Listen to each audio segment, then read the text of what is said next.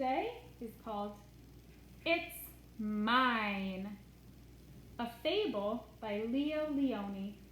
A fable is a kind of story that it's told many, many times in many different ways, and there's usually a lesson at the end of a fable. That means that there's something that they want you to know about. I wonder what the lesson is in It's Mine. Ooh, these illustrations remind me of Eric Carle, but it's a different illustrator. In the middle of Rainbow Pond, there was a small island.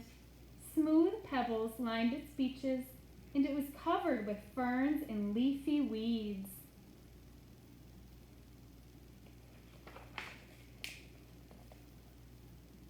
On the island lived 3 quarrelsome frogs. Who knows what quarrelsome means? 3 quarrelsome frogs. Quarrelsome means that they're arguing a lot. They were named Milton, Rupert, and Lydia. They quarreled and quibbled from dawn to dusk.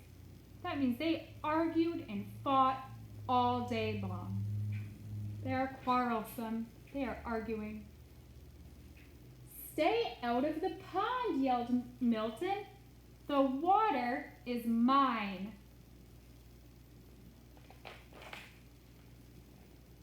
"Get off the island," shouted Rupert.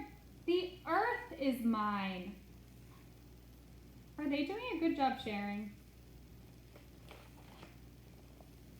"The air is mine," screamed Lydia as she leaped to catch a butterfly, and so it went. Remember, frogs eat butterflies and bugs. One day, a large toad appeared.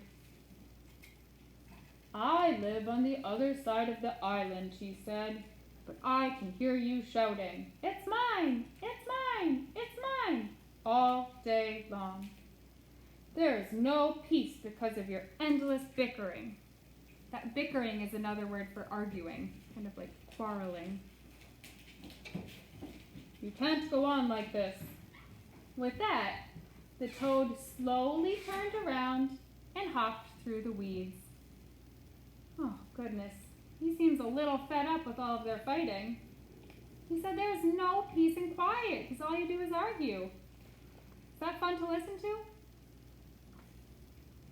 Suddenly, the sky darkened and a rumble of distant thunder circled the island. Rain filled the air and the water turned to mud. The island grew smaller and smaller as it was swallowed up by the rising flood. The frogs were scared.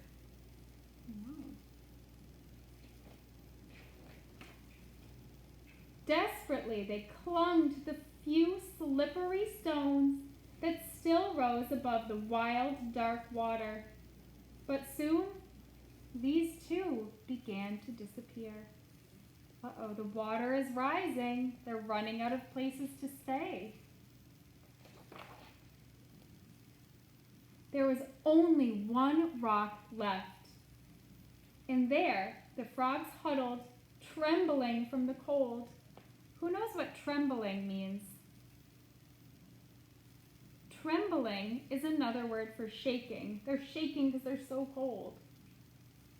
But they felt better now that they were together, sharing the same fears and hopes. Little by little, the flood subsided. Subsided is a really big word for it stopped. The rain fell gently and then stopped altogether. But look at, they're sharing that one rock. But look! The large rock that had saved them was no rock at all. "You saved us," shouted the frogs when they recognized the toad.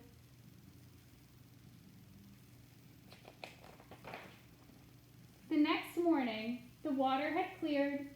Sun rays chased silver minnows on the sandy bottom of the pond.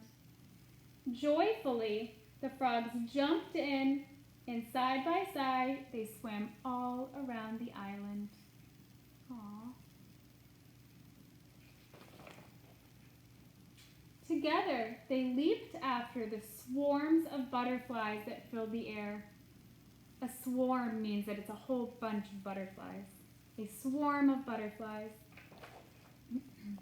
And later, when they rested in the weeds, they felt happy in a way that they had never been happy before. Isn't it peaceful, said Milton. Isn't it beautiful, said Rupert. And do you know what else, said Lydia. No, what? Said the others. It's ours. The end. Did the frogs seem happy when they weren't sharing? Remember at the beginning of the story, they were quarrelsome. That means that they were arguing a lot. Saying, it's mine, it's mine. Remember? Stay out of the pond, yelled Milton. It's mine. And then at the end, they started sharing and playing together, and they had a lot more fun, and were a lot happier. Love that story. So what do you guys think the moral of the story was? What do you think the lesson in that story was? Think about it.